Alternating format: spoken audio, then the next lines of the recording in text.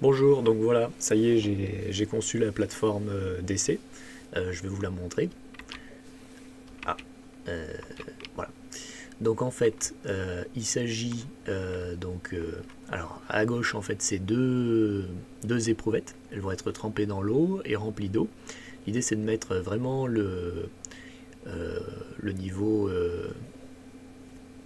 le niveau, enfin très pile poil là à l'entrée des éprouvettes de façon à ce qu'il n'y ait pas besoin de beaucoup forcer pour faire monter les bulles, puisqu'en fait la pression là elle est quasiment la même partout, elle aurait peut-être même tendance un peu à baisser au niveau du fond des tubes, donc ça ne devrait pas poser de problème pour les remplir et mesurer la quantité de gaz qui produit. Donc il y aurait deux éprouvettes et en fait on pourrait mesurer comme ça, donc les bulles ça remplirait, donc une éprouvette pour l'hydrogène, une éprouvette pour l'oxygène. Normalement si tout se passe bien, il y en aura une qui sera 2 fois plus remplie que l'autre, ce sera celle de l'hydrogène. Oui. Ensuite, du coup, l'idée ce sera de faire passer un courant pendant longtemps dans la deuxième phase de l'essai, et le temps de remplir en fait presque entièrement, enfin l'éprouvette qui se remplira le plus rapidement. Comme ça après il suffira de multiplier le courant par le temps pour avoir la quantité d'électrons comparé au volume de gaz en utilisant le volume molaire conditions normales de pression et de température. Et on pourra savoir combien de courant a permis de produire combien de gaz, ce qui nous permettra d'évaluer ce qu'on appelle le courant de fuite. Ensuite, au niveau de la courbe de polarisation, donc là il faut concevoir un montage qui fait varier la tension et qui mesure le courant en même temps. Et grâce à ce montage, on pourra du coup évaluer le rendement, combiné aussi à cette histoire de courant de fuite, hein, bien sûr. Donc, on pourrait aussi déterminer le rendement avec ce que je vous ai dit, en calculant donc la tension et le courant, et en comparant au gaz, enfin sur un laps de temps.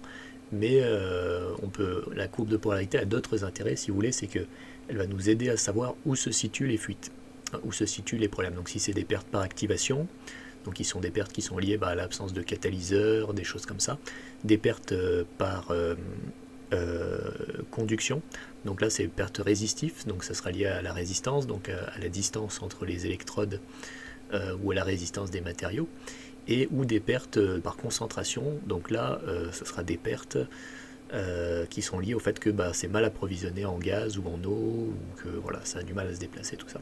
Donc pour faire ça, j'ai prévu d'utiliser un adaptateur de 12 volts, d'utiliser un module MOSFET IRF 520 qui sera relié à un Arduino, donc à la PWM d'un Arduino, et qui recevra le courant de l'adaptateur 12 volts, ce qui me permettra de faire varier la tension entre 0 et 12 volts aux bornes de mon électrolyseur.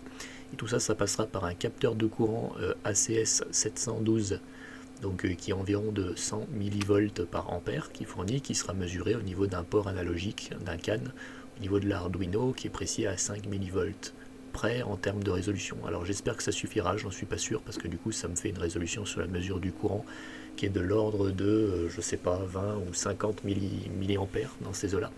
Ce que je trouve est beaucoup pour un système que je vais tester avec une seule cellule et qui potentiellement marchera pas forcément très bien, donc voilà, je suis un peu inquiet.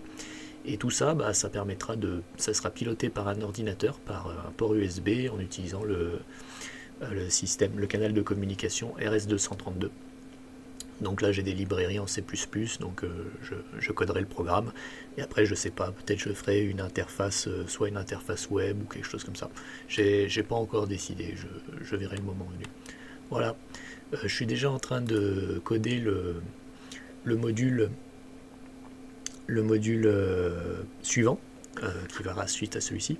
Dans le suivant, il y a une petite nouveauté, un petit truc audacieux que je tente, c'est-à-dire je supprime l'assemblage de la membrane, et à la place je vais essayer de l'imprimer directement en 3D.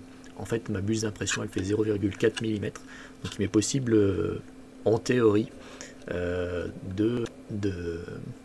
il m'est possible en théorie de faire des ports de 0,4 mm. Donc je le fais sous forme d'un grillage très fin, et ça devrait remplacer la membrane que je faisais avant en polymère fibre de verre. Donc on aura juste deux fentes, une pour mettre l'électrode d'un côté, l'autre pour mettre l'autre électrode, et la membrane sera pré-imprimée. Donc ça va faciliter l'assemblage, et ça devrait permettre d'avoir quelque chose peut-être de mieux, et donc voilà.